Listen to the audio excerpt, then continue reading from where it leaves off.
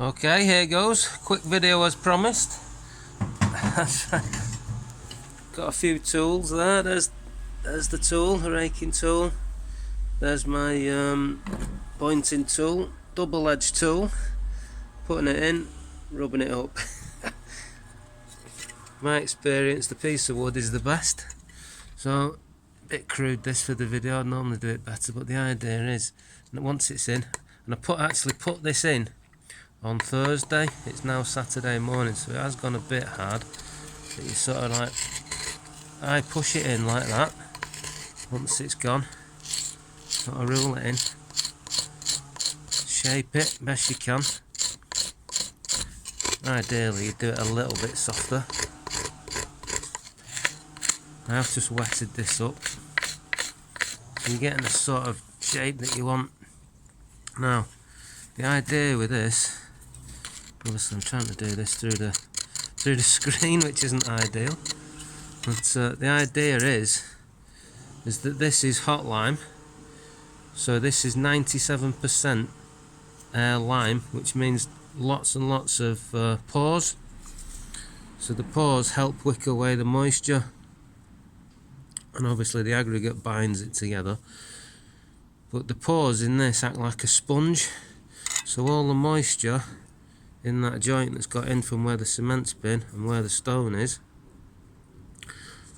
the moisture travels, wicks forward through these pores and then comes to the surface, and then the air takes that moisture away, leaving a dry pore again at this edge, which means more moisture can wick towards that dry bit.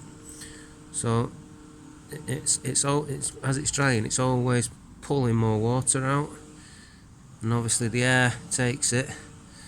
If it's like sort of a warm day and the air's like big, so you got like temperature allows air to expand. So if it's hotter, it'll expand. If it's cooler, it'll shrink.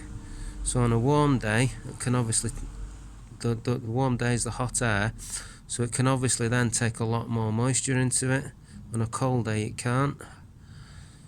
Anyway, that's evaporation and precipitation, the water effect. So what we're hoping is that where it's gone over the stone there, obviously it can take moisture out of that bit of stone, and it can take moisture out of that bit of stone. So that's a little bit. I might try and explain that better, but that's sort of what we're looking for. Now then, we want to do, the idea is to show you this ruling. So this is the first time I've ever used it. There it is there. I'm going to do it through the screen so that you can show. And it's beautifully weighted.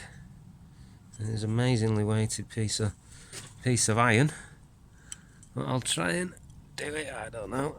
Maybe my hand's in the way a bit there. Try this way. I'm giving it some force there. Hey, there you go. The first time. Maybe do a perp joint. Hey. I'll try and join them up. And maybe it might be better to sort of maybe get a level, to a point there, maybe a point there, draw it on a level. But let's try and do it through the screen.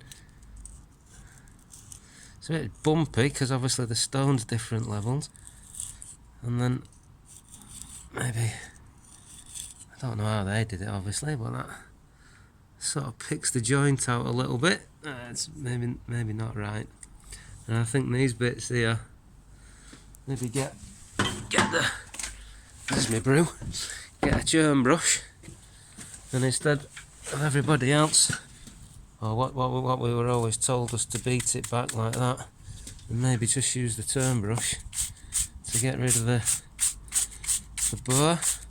Maybe brush that in a bit. I don't know, some stone there looking.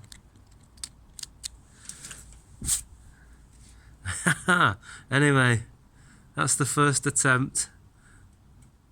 I think we'll get better. And as you can see there, we're covering stone. So this mortar then becomes sacrificial, so it can pull not only moisture out but salt. I'll leave it there for today and maybe do a better one another time. But let's call it first attempt at the iron ruling tool. Thank you.